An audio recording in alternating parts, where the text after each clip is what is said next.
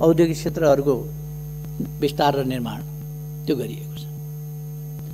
यी कुरा सबैलाई थाहा छ। शिक्षाको क्षेत्रमा, स्वास्थ्यका क्षेत्रमा कति प्रगति भएको छ भन्ने कुरा सबै साथीहरूलाई थाहा छ। अहिले भर्ना दर कति पुगेको छ यो पनि साथीहरूलाई थाहा छ। अहिले ड्रप आउट, विद्यालयबाट बाहिरिनेको सङ्ख्या कसरी घटेको छ त्यो पनि थाहा छ। छात्रा र छात्राहरूको अनुपात बराबरीको स्थितिमा पुगेको छ। यो साधारण सामाजिक जागरणको क्षेत्रमा, उत्थानको क्षेत्रमा, जेन्डर इक्वालिटीको सन्दर्भमा वा सामाजिक न्यायको सन्दर्भमा, सामाजिक समानताको सन्दर्भमा यो सानो उपलब्धि होइन। पिछडिएका क्षेत्रहरू, पिछडिएका जाति समुदायका बालबालिकाहरूको पढाइ, यसमा के परिवर्तन आएको छ र त्यस सम्बन्धमा सरकारले के गरेको छ भन्ने कुरा सबैलाई थाहा छ। देख्न सबैले देखेको छ, देखेर पनि नदेखे चाहिँ गर्नु वा देखियो भने छोप्नु, छोप्न सकिएन भने देखिन्छ भनेर अर्कोतिर मुन्टो फर्काएर हिँड्नु बेग्लै कुरा हो, अनि केही पनि गरेन भन्नु बेग्लै कुरा हो। तर कामहरू भएका छन्, असाधारण ढङ्गले काम भएको छ, ऐतिहासिक ढङ्गले काम भएको छ, द्रुततर गतिमा काम भएको छ। यसरी काम नेपालमा यसभन्दा अगाडि कहिले पनि भएको थिएन। तथ्यहरूले बताउँछ, आँकडाहरूले बताउँछ, त्यसरी काम भएको छ। मैले अघि भने चाँदनी दोधाराको सिँचाइ, त्यसको हामीले बन्दोबस्त गरेका छौँ। अरू पञ्चेश्वर परियोजना कार्यान्वयनका लागि आम रूपमा सहमति भएको छ। अब एउटा मात्रै मुद्दामा छलफल भइरहेको छ, त्यो लोअर शारदा। लोअर शारदामा अगाडिदेखि भारतले बाँध बाँधेर महाकाली नदीलाई तल पुगेपछि शारदा भनिन्छ, त्यहाँबाट कर्णाली नदीलाई तल पुगेपछि घागरा भनिन्छ, त्यहाँबाट घागराबाट पनि पानी लगेको छ र शारदाबाट पनि पानी लगेको छ, अथवा महाकाली र कर्णाली दुवै नदीबाट पानी लाने गरेको छ त्यसमा। र त्यसलाई उसले अग्राधिकार आफ्नो हुनुपर्छ। हामीले पहिले तल्लो तटीय राष्ट्रको पहिलेको प्रयोगलाई मान्यता दिने त्यो हक हामीले पाउनुपर्छ भनेर भारतले भनिरहेको छ र हामी त्यसको असर के पर्छ भन्ने कुराहरूको छलफल गरिरहेका छौँ। यो एउटा छलफलको विषय चलिरहेको छ। अरू विषयहरू लगभग मूल विषयहरू टुङ्गिएका छन्। तसर्थ हामी विभिन्न ढङ्गले अगाडि बढेका छौँ। कतिपय मानिसहरूले मलाई सोध्ने गर्छन्, तपाईँ प्रधानमन्त्री भएपछि भारतसँगको सम्बन्धमा व्यापक छलफल किन हुन्छ, बेसरी बहस किन हुन्छ, तपाईँ प्रधानमन्त्री भएपछि नै किन हुन्छ? म प्रधानमन्त्री भएपछि नै किन हुन्छ भने म भारतसँग साँचो अर्थमा मित्रता गर्न चाहन्छु, मित्रता बढाउन चाहन्छु, मित्रतालाई सही अर्थमा गहिराईमा पुर्याउन चाहन्छु, व्यापक बनाउन चाहन्छु, उचाइमा लान चाहन्छु, नयाँ उचाइमा पुर्याउन चाहन्छु। त्यो असमानताका आधारमा हुँदैन, सोभरेन इक्वालिटीका आधारमा नै दुई देशका बीचको सम्बन्ध सुदृढ हुने हो, वास्तवमा मनदेखिको मित्रता हुने हो। हाम्रो भूभाग हामीले प्राप्त नगरेर हडपिएको छ भने, भूभाग हडपिएको छ भन्ने थाहा छ, बोल्न नसक्ने, अनि सम्बन्ध राम्रै छ भन्ने, भित्रभित्र मन कुड्याउने, बाहिर बाहिर सम्बन्ध राम्रै छ भन्ने, त्यस्तो होइन। जहाँनेरि समस्या छ, सीमा सम्बन्धी समस्या छ भने त्यो मित्र राष्ट्रसँग हामीले खुलस्त छलफल गर्नुपर्छ, कुरा गर्नुपर्छ, हाम्रा समस्याहरू राख्नुपर्छ, हाम्रा अडानहरू राख्नुपर्छ, हाम्रा न्यायोचित तर्कहरू, हाम्रा भनाइहरू हामीले प्रस्तुत गर्नुपर्छ र त्यो न्यायोचित भनाइ हामीले पुरा गराउने प्रयास गर्नुपर्छ। त्यसकारण छलफल हुन्छ। 1928 देखि शारदा क्यानलबाट, शारदा नहरबाट उत्तराखण्ड र उत्तर प्रदेशको सिँचाइका लागि पानी गइराखेको छ 1928 देखि। अब 92 वर्षबाट 93 वर्षबाट हाम्रो खेतको सिरानबाट हाम्रो आधा हक भएको खोलाबाट पानी लगिएको छ। हाम्रो भूमि बाँझै छ। त्यो भूमिमा सिँचाइ हुनुपर्छ भनेर बोल्न नसक्ने अनि त्यो भूमिमा सिँचाइ हुनुपर्छ भनेर वार्ता गर्दा तपाईकै पालामा बहस किन हुन्छ? बढी बोलेर सम्बन्ध बिगार्यो भन्ने अनि मुख ढालेर बस्ने। हाम्रो खेत बाँझो हुने, हाम्रो पानी हाम्रो खेतको सिरानबाट जाँदा हामीले हाम्रा खेतमा पानी चाहियो भन्न नसक्ने अनि सुमधुर सम्बन्धका लागि चुप लागेर बस्नुपर्छ भन्ने, खेत बाँझै राख्ने, मौका मिले राष्ट्रवादका ठूला गफ पनि गर्ने, यो खालका कुराहरू अन्त्य गर्नका लागि हामीले मित्रतापूर्ण ढङ्गले कुराहरू अगाडि बढाएका छौँ र सफलता पनि प्राप्त गरेका छौँ। केही मानिसहरूलाई लागेको थियो हाम्रो भूभाग सामेल गरेर दोधारा चाँदनी के अरे लिम्पियाधुरा लिपुलेख र कालापानी हाम्रा भूभाग सामेल गरेर नक्सा प्रकाशन गरेपछि अब सम्बन्धहरू बिग्रिन्छन्। बिग्रिए भनेर बिग्रिँदैन। हामीले अर्काको भूमि क्लेम गर्यौं भने, अर्काको भूमिमा दाबी गर्यौं भने सम्बन्ध बिग्रिन्छ। हाम्रो भूमिमा सही भूमिमा दाबी गर्यौं भने सुगौली सन्धिबाट हामीले प्राप्त गरेको त्योभन्दा उताको त हामीले छोड्नु पर्यो। त्योभन्दा अगाडि कुमाउँ गढवालसम्म हाम्रो थियो, तर सुगौली सन्धि हामीले गरेपछि महाकाली पूर्वको मात्रै हाम्रो भूभाग भयो। 1816 देखि त्यही पनि त्यसपछि 146 वर्षसम्म हामीले त्यसलाई भोगचलन गरिरहेका थियौँ। 146 वर्षसम्म भोगचलन गरेका थियौँ। तर गत 58 वर्षदेखि हाम्रो भूभाग भारत र चीनको लडाईँका बेला भारतीय फौज कालापानीमा आएर बसेपछि नेपालका शासकहरूले बोल्न सकेनन्। लिपुलेख र लिम्पियाधुरा त्यसको पारिपट्टि पर्यो, कालापानीमा फौज छ। त्यसो भएर हामीले सुगौली सन्धि भन्दा पछि 146 वर्षसम्म हामीले उपभोग गरेको हाम्रो भूभाग हाम्रो नक्साबाट पनि गायब गरिएको थियो। त्यसकारण हामीले हाम्रो नक्सामा सामेल गर्यौं, संविधानमा राख्यौं र अब तत्सम्बन्धमा मित्रतापूर्ण ढङ्गले प्रमाण तथ्यका आधारमा छलफल हुँदैछ र हामी त्यो भूभाग कायम गरेर छोड्छौं। हाम्रो स्वामित्वमा, हाम्रो अधीनमा, नक्सामा मात्रै होइन, व्यवहारमा हाम्रो भूमि हामी कायम गरेर छोड्छौं। कतिलाई त्यसले छटपटी भयो। नक्सा छापियो, भूभाग सामेल गरेर आफ्नो वास्तविक भूमि सामेल गरेर नक्सा छापियो।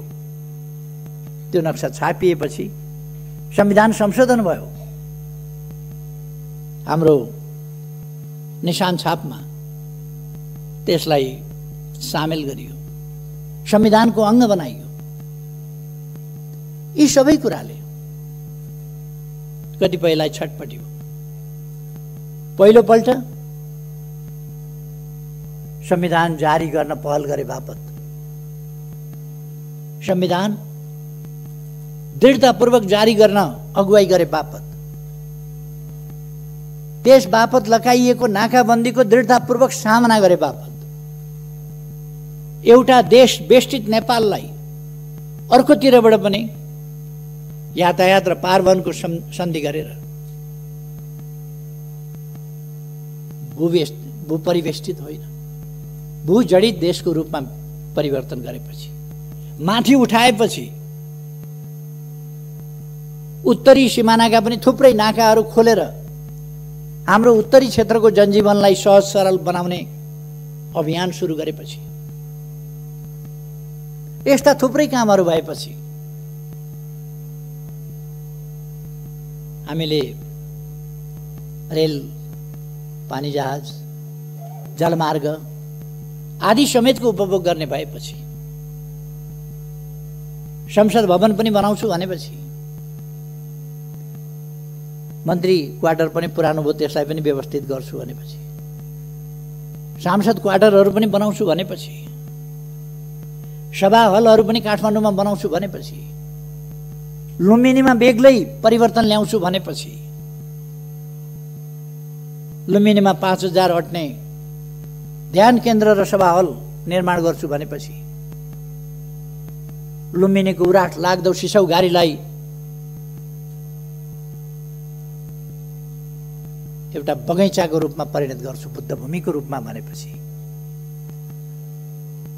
लुम्बिनीको एयरपोर्ट शीघ्र तयार गरेर त्यसलाई एउटा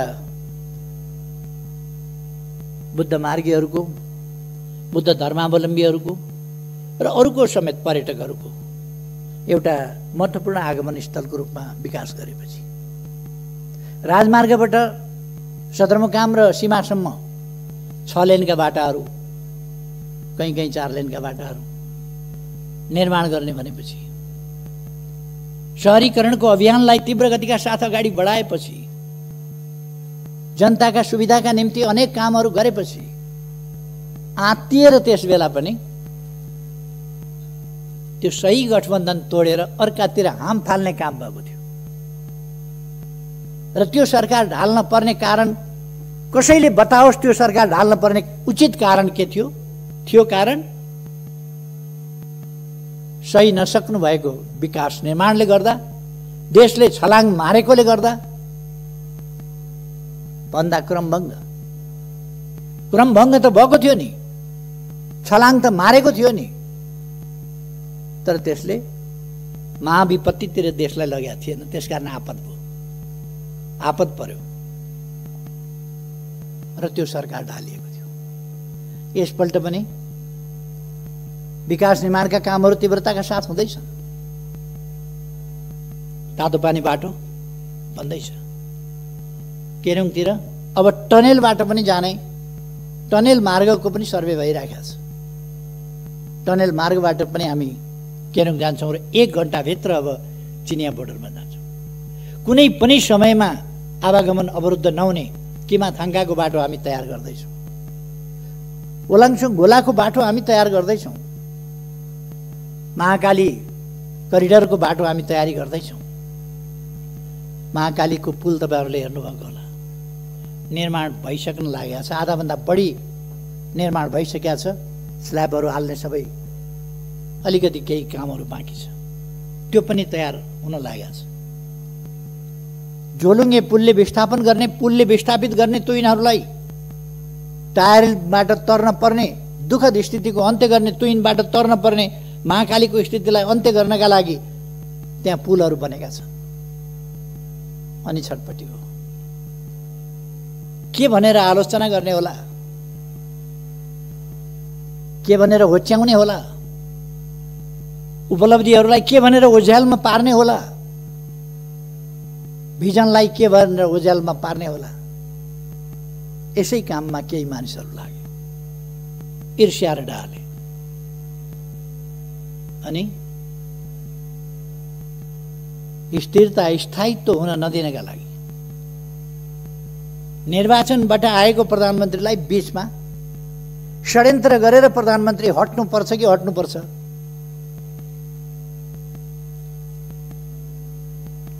म धेरै केही नभनौँ,